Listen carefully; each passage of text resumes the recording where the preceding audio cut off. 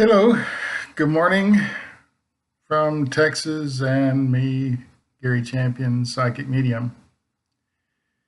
Uh, most of you guys are medium. Everybody's a medium. Everybody's a medium. You just haven't learned how to turn the switch on yet. And it varies from person to person. Um, a tragic event in my life when I was 6 turned it on for me. I was with somebody who died. I was a foot away. It's very traumatic for a 6-year-old. I'd never seen anything die. I'd never seen a dog die, or maybe a fly or a mosquito.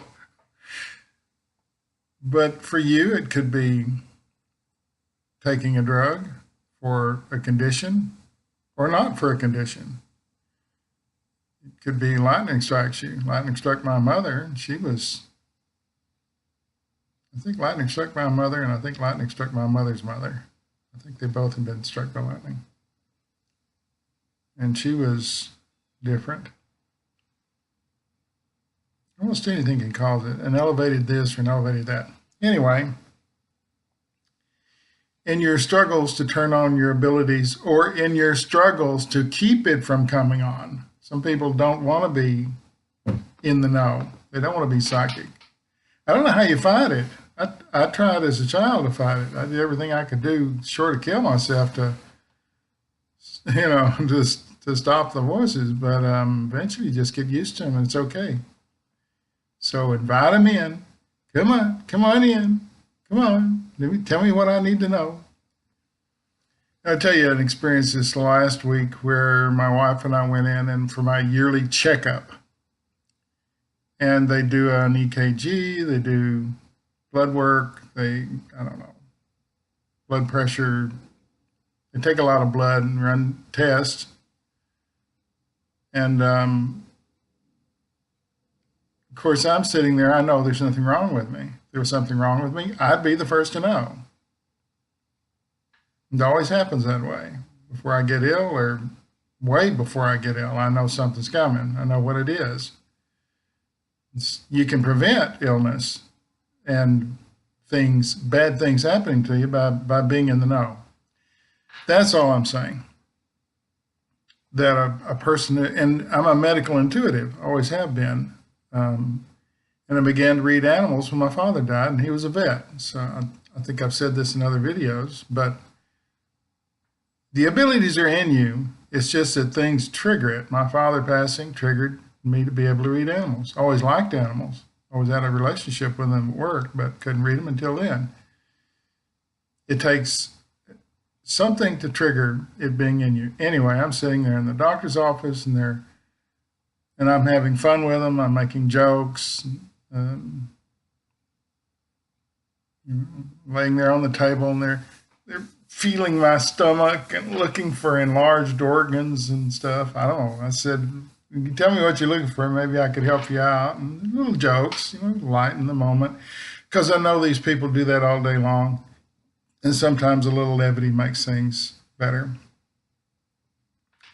Anyway, the nurse came in. She's giving me this, look, you've got a little elevated protein in your blood. We think maybe there's a kidney thing going on. Now, I know I don't have any kidney problems because I've had kidney infections when I was a kid a lot. And by the way, what helps that is to just flush a lot of fluids all day long and keeps them clean. Anyway, I know it's not an issue. So they called me a few days later with the results. And some doctors won't give you stuff over the phone. They want you to come back in because then they make more money. You've got to make an appointment. You've got to go back in. I know it's a long story about nothing, but such might be interested in using your abilities to understand what's happening when people tell you things. She's telling me something. I don't believe it's true. I don't believe it's an issue. I don't think I tell her that. Maybe I do. I don't remember. My wife, if she were here, could tell you what I said. So today, I mean, a couple of days ago, I get a phone call and they want to talk to me about it. And I call them all day long. No one ever answers the phone. And a couple of days later, they call me back saying they want to tell me what the deal is. And they're saying these things like my cholesterol's a little high. And I said, I believe if you look at those numbers, it's not high. It's borderline. It's on the line. And it's been on the line for the last 15 years. It hasn't gone up or down, and it's not dangerous. And she looked at it, she agreed. Yeah, it's not a thing. Because what I know that they want to run more tests and they want to refer me to a blah blah blah, and they get money for referring me to somebody, and things they were just making up, things that weren't true. And the things they were talking about doing when I was at the doctor's office, they wanted to refer me to someone to be tested further for something. I know it's a scam because my guys say scam. Today, didn't mention it. I started to say, well, what about that referral to someone to check? Someone overruled that at some point because the numbers are so low that they can't really justify them. It's about the fee. It's about, because I have this insurance. If you don't have insurance, here's a lollipop. Go home and suffer with it. If you have insurance, it's we want to refer you, we want to do this, we want to do these other things, we want to do further tests, because that's where the industry is right now. In Texas, you can throw a rock in any direction from my house and hit a hospital. It's like hospital country here. And if you ever get anything, you want to come down here to be fixed. Whatever it is.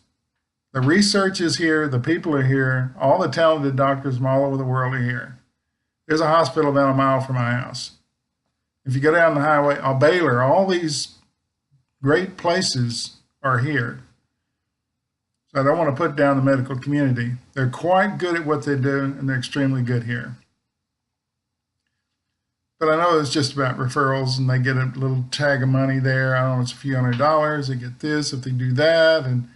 And on the phone, she said, no, they didn't tell me anything about anything, just this. And I said, oh, the cholesterol's, it's not that high. You're calling it elevated, but it's not that high. And didn't mention the thing they wanted to refer me for. It wasn't on the sheet.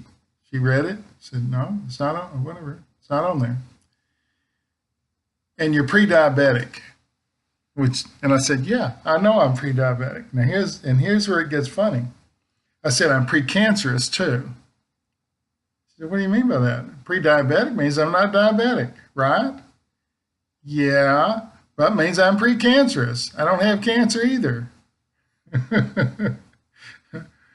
So having a little fun with the nurses and the doctors, and if you're pre something, you don't have it. But it was a cause for concern. You're pre-diabetic. Yes, I know. I've been diabetic, now I'm pre-diabetic. That's an improvement, right? Yeah, that's an improvement.